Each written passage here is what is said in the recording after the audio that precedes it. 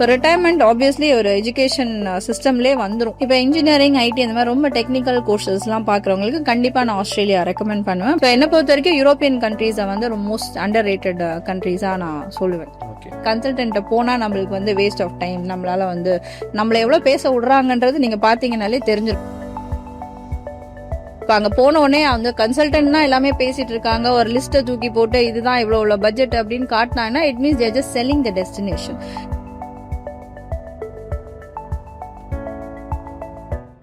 Ma'am, இந்த retirement age அப்படின்ற ஒரு விஷயம் வந்து நம்ம இந்தியன் சிஸ்டமில் வந்து கவர்மெண்ட் எம்ப்ளாயீஸ்க்கு வந்து ஒரு 58-59 இந்த ஏஜை வந்து நம்ம ஒரு நம்பராக ஃபிக்ஸ் பண்ணிப்போம்.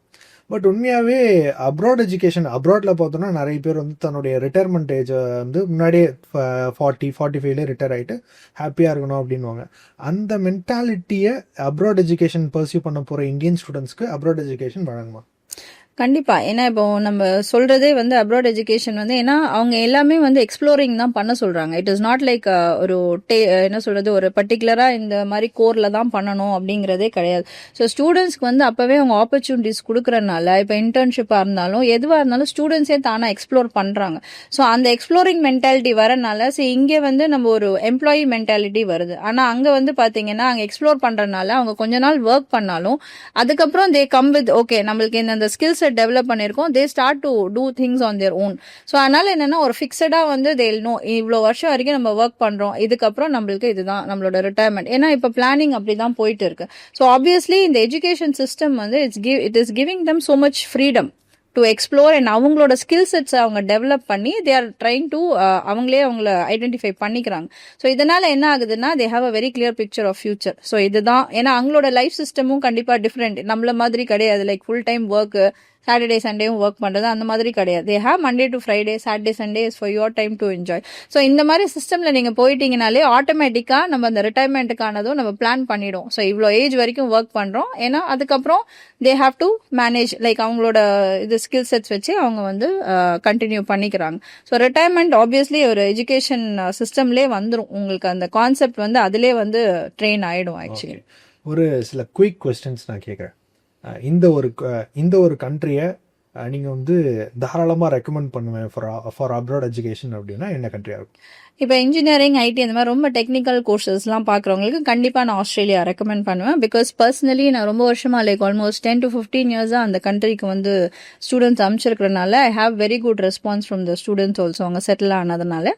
ஸோ ஆப்வியஸ்லி ஆஸ்திரேலியாவை வந்து நான் கண்டிப்பாக ரெக்கமெண்ட் பண்ணுவேன். ஓகே, இந்த ஒரு கண்ட்ரி வந்து ரொம்ப அண்டர் ரேட்டடான கண்ட்ரி, நிறைய பேர் வந்து ப்ராப்பராக அதை இன்னும் வேல்யூ பண்ணல அப்படின்ற மாதிரி ஏதாவது கண்ட்ரி ரெக்கமெண்டேஷன்? இப்போ யூரோப்பியன் கண்ட்ரீஸ் வந்து பார்த்தீங்கன்னா ஏன்னா நிறைய பேர் வந்து அது குவாலிட்டி ஆஃப் எஜுகேஷன் கிடையாது, இல்லைனா வந்து இட் இஸ் நாட் வெரி அஃபோர்டபுள்னெல்லாம் பார்த்து நிறைய அண்டர் ரேட் பண்ணிட்டு இருக்காங்க. பட் நீங்கள் ஆக்சுவலி உள்ளே போய் பார்த்தீங்கன்னா it is highly affordable. Like ரொம்ப வந்து ஃபியூ லேக்ஸ்லேயே நம்மளால படிக்கவும் முடியும். பட் ஆனால் அதுக்கேற்ற மாதிரி நமக்கு பெட்டர் கெரியர் ஆப்பர்ச்சுனிட்டிஸும் இருக்குது.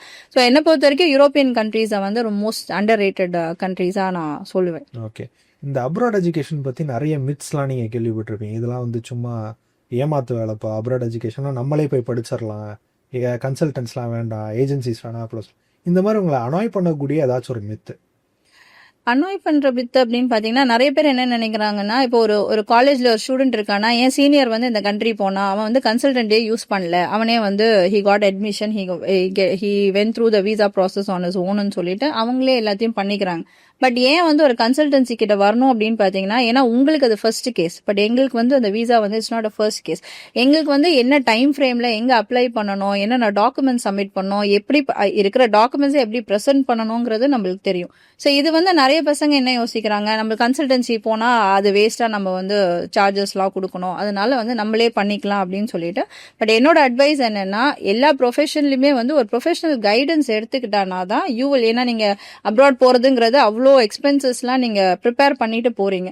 ஸோ கண்டிப்பா வந்து இதை வந்து ஒரு சர்வீசஸை யூஸ் பண்றதுல ஒரு தப்புமே கிடையாது. ஸோ இந்த இது வந்து கண்டிப்பா எனக்கு ஒரு அனாயிங் ஃபேக்டா தெரியுது. தட் இஸ் கன்சல்டன்ட்டை போனா நம்மளுக்கு வந்து வேஸ்ட் ஆஃப் டைம், நம்மளால வந்து பண்ண முடியாது. பட் கன்சல்டன்ட்டை வந்தா they'll definitely have better chances of getting their visas actually. And choosing the right consultant ரொம்ப முக்கியமான விஷயம். கண்டிப்பா ஏன்னா இப்ப நம்ம சொன்ன மாதிரி ஒரு கன்சல்டன்ட் போகும்போது அவங்க நம்ம கிட்ட எவ்வளவு பேசுறாங்க, நம்மளை பத்தி எவ்வளவு தெரிஞ்சுக்கிறாங்கன்றத அவங்க கண்டிப்பா பார்க்கணும். ஏன்னா இப்ப ஒரு கன்சல்டன்டே தான் பேசிட்டு இருக்காங்க அப்படின்னும் போது இட் மீன்ஸ் அவங்க அவங்களோட விஷயம் தான் சொல்றாங்க, அவங்கள பத்தி அவங்க எதுவுமே கேட்கல.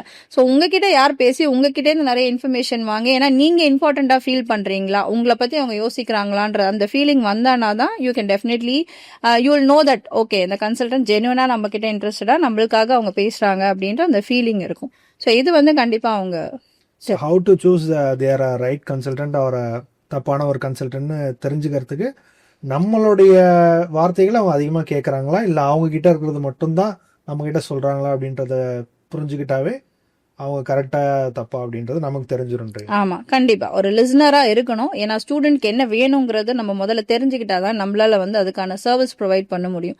இப்ப அங்க போன உடனே அவங்க கன்சல்டன்ட்னா எல்லாமே பேசிட்டு இருக்காங்க, ஒரு லிஸ்ட்டை தூக்கி போட்டு இதுதான் இவ்வளவு பட்ஜெட் அப்படின்னு காட்டினாங்கன்னா it means they're just selling the destination. They're not genuinely concern உங்களுக்கு என்ன வேணுங்கிறத அவங்க பார்க்கல. ஸோ இதுவே ஒரு செக் பாயிண்ட் தான். நம்மள எவ்வளவு பேச விடுறாங்கன்றது நீங்க பாத்தீங்கன்னாலே தெரிஞ்சிடும். ஓகே இந்த கன்சல்டன்ட் வந்து நம்மளுக்கு ரைட்டானவங்களா இல்லையாங்கிறத நீங்க டிசைட் பண்ணிக்கலாம். Okay, all the very best for your Revo Study Abroad journey. Thank you so much. Thank you.